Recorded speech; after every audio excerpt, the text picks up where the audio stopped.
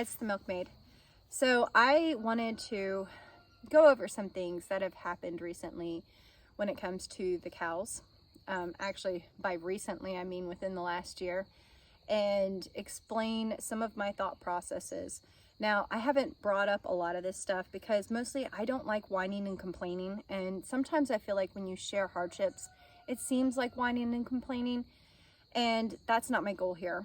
My goal with this video is to, number one, kind of update everybody on my cow situation, and number two, to explain some of the things that I have had to deal with and potentially other people may have to deal with and they don't know about them. So here we go. So the first thing that maybe not everybody knows is Millie, my milk cow, the one that's in those milking videos. She passed away last summer. I did a video talking about my calf dying, but that was right before she died. She died shortly thereafter. It was within a couple of days. I still don't know the entire reason behind it, but I think it had to do with internal bleeding. I think the birth went really badly, and by the time I saw some of the symptoms that were going on, like she was really lethargic, laying down a lot, I thought maybe she had milk fever, which is a deficiency. Got her up into the barn, was starting to do everything for her, and she died like really fast. And that was a very difficult thing for me because I was extremely attached to her. Like, she was close to my heart, and that was hard. So I really didn't want to talk about it that much. I would tell people when they'd ask and that kind of thing, but there are some animals that occasionally you'll get pretty attached to. I forgot I didn't tie my boot. So yeah, and then I dealt with that kind of on my own because my husband was gone. So luckily I had a backhoe. I could dig a hole big enough for her and then use the tractor to pull her in there. So I didn't have to really look for outside help for that, which was great, helped me be able to do that without being completely overwhelmed with hand digging a hole, etc. Right? But moving on from that, I tried to look at the bright side a little bit, even though it was crushing. I had a heifer that was pregnant, and I call her little girl. And so, in the winter, it was a couple of months back, yeah, she had her baby. Well, when she had her baby, or calf, I call them babies, but when she had her calf, she really started dropping weight like really fast. And so my plan was to milk her, train her and milk her. But when I saw that, I didn't want to stress her any more than she already was stressed physically. So I didn't do that. I just let her do her baby, take care of her baby and, hopefully put on some weight. I gave her some grain there for a little while. And then eventually I moved her onto grass recently, and she started putting on weight, which was fantastic. The problem was when they were in their dry lot, I have some pretty crappy fences. A lot of them are old. I've got some metal posts that are great, but I've got other ones that are wooden that are starting to kind of deteriorate and lean, that kind of thing. And there's so many of them, and they seem to all be going at once. There was one particular area that she had found that the fence kind of raised up, and she's a small cow, so she kind of scooted underneath that. And I didn't think it was that big of a deal. I'd bring her in, I'd fix it. She found a hole a couple of times, but I didn't really think too much about it. And then as time went on, especially when the grass started coming in, but I wasn't quite ready to put them on pasture yet, she started to test the electric fence. And sometimes they'll sag a little, and she would jump some of those. And even though she's small, she's agile, so she would leap over those and test them constantly. And if my daughter forgot to turn on the electric fence, then there was an issue with that, right?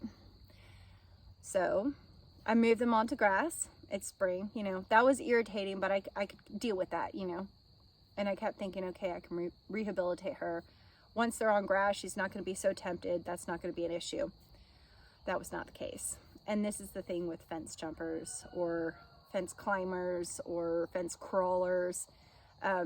once they have that in their mind that fences are just a suggestion, they will constantly test it. Even dumb cows, right? So what she ended up doing was I put them in a pasture, fresh green grass. They were all excited to get back onto the grass off of the hay.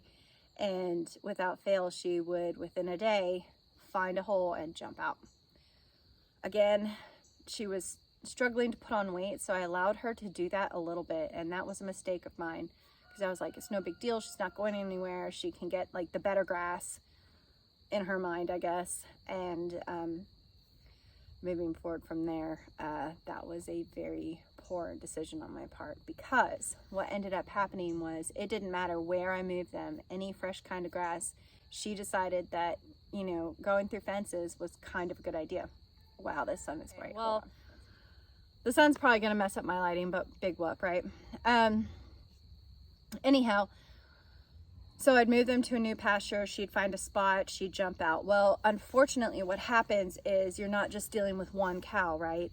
The others start to notice that. And, you know, the grass is always greener on the other side. Well, they would see her out and they'd be like, no fair. I want to have that grass too. So they started following her lead. The steer started first, that black one, and then, you know, he'd crawl through after her. And then the bull would get really angry because everybody's out at this point except for him. And he crashed through a gate at one point. Granted, it was not a very strong gate, but he was like, well, screw this, and I'm big, and he just went straight through it. Which sucked, because that meant all of them learned at that point not to respect fences. And that has been my constant headache for probably about the last month. It wasn't that bad. Occasionally they'd get out, but for the last couple of weeks, they have gotten out between 2 and 5+ times a day, which has really hampered my progress on anything else that I had to deal with, because I would have to put them back in, catch them and put them back in, and then find the spot they got out of, reinforce the fence as best as I could with the resources that I had. And I don't have the money to go and redo all of my fences right now. It's just not there. It's like probably a good $10,000 that I would have to throw into that, not to mention like the time that would be involved. So this went on for about 2 weeks, with like my husband, my daughter, and myself constantly having to get them back in, and she was the ringleader. So what I ended up doing was saying, okay, enough's enough. Like, we can't keep fighting this problem with the tools that we have at hand. And she's going to continue doing this no matter how strong the fence is. Like, once a cow gets it in their mind, like I said before, once they realize that fences are just suggestions, they will continue to push it forever. So I ended up luring her up to the barn, putting her in a stall, reinforcing the stall so that she had no choice. And you can kind of hear her in the background. She's not happy about this at all. But putting her in there, and I'm feeding her hay until I can sell her. I'm going to sell her, and then the other two, I wanted to kind of gauge what was going on with them, like whether they would continue to do this kind of behavior if she was gone. No, they're still doing it. The steer figured out how to start to walk the fence lines, find weak points, and then jump out. It doesn't matter how much grass they have. They this is a behavior learned, and they continue to do it. So those two, the bull and the steer, have an appointment in a couple of days to go to the butcher, and that's the end for them. And this is unfortunate, right? Because I really did like the genetics of the little girl. The way that she put weight on so quickly once she got on grass without grain was huge to me. That's what I've been looking for. And because of this particular behavior, I can't, in good conscience, keep her, because if I ever bring in any other cows, she's going to teach them the same thing.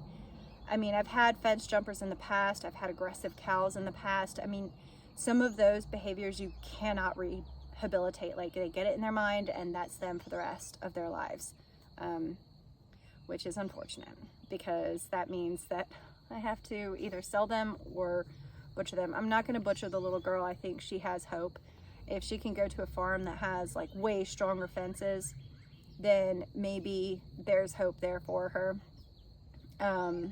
If not, then she'll end up being butchered. She's so small though that it's almost not worth it. She's almost a mini cow. So, you know, it kills me. It really kills me, because there's going to be a period of time, and I haven't milked in forever. When Millie died, it was right after she was going to start going into milk. And then I had waited the period between, you know, when I dried her off to when she was going to calve, and I couldn't milk then. And then she died, and I couldn't milk from the time that she died until the time that I had that heifer give birth. And then she was underweight, and I didn't want to push her. So it was kind of, oh man, I hope my cat doesn't jump on the camera. She's way above. Miss Kitty, come over here. Don't you dare step on it. Don't do it. Oh my God, you're gonna do it. Where was I? So between the period of me waiting for her to get to a healthy weight, little girl, and then she started pulling this kind of stuff. And now I've got to sell my cow. So what I think I'm gonna do, once I'm done with all of them, I'm gonna work on some of the things that I have going on here that I have had to let go based on some of the crises that have come up, and take care of all of those, get it all, you know, on the straight and narrow and within reason, and then I can get myself another milk cow and get back into it.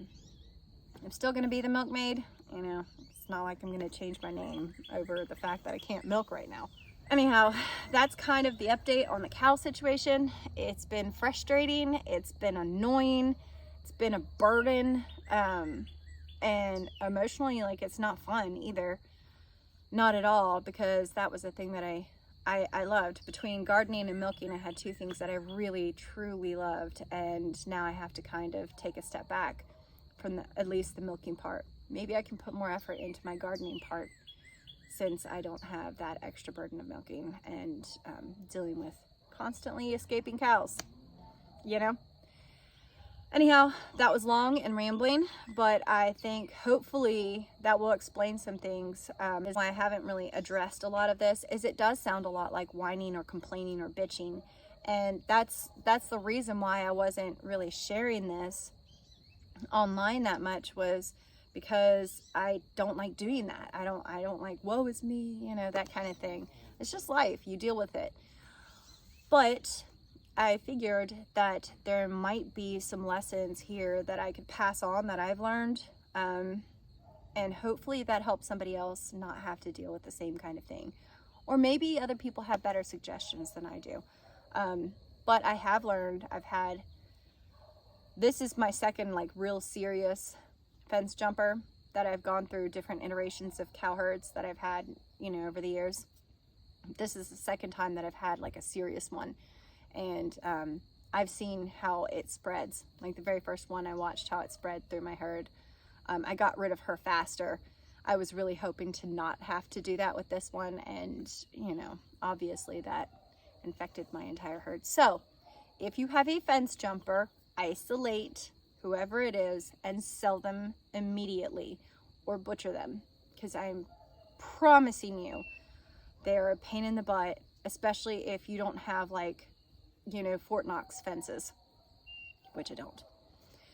So there's that lesson learned. Also, giving yourself grace. I'm giving myself the grace to accept the fact that I cannot milk for a period of time. It's not in the cards. I need to take a step back, get control of my farm before I push on to the next project, because it used to be that there were 5 of us and we could do a whole lot. Now there's basically 2 of us. My husband is always working, so it's my youngest daughter and myself, and we literally cannot carry the same kind of weight that 5 of us used to be able to do. People are helpful. And it seems so stupid, but even just the menial tasks lightens the load for everybody, which is also why I am looking forward to hopefully building a group in the future. Anyhow, that was long and rambling. Sorry about that. I will talk to y'all later. I am going to be doing a garden update one of the things that was frustrating about the cows getting out also was that they trampled in my garden, right along all the potatoes, right along the row I had just planted. I will do a video showing all of that. It was extremely frustrating because I had to go and kind of pull it back together, kind of. They were in a mood. It was like a thunderstorm. I'm chasing cows in the thunderstorm, and then they go through the little side garden gate that happened to be left open, and yeah, lots of swearing that day. But anyways, I'll talk to y'all later.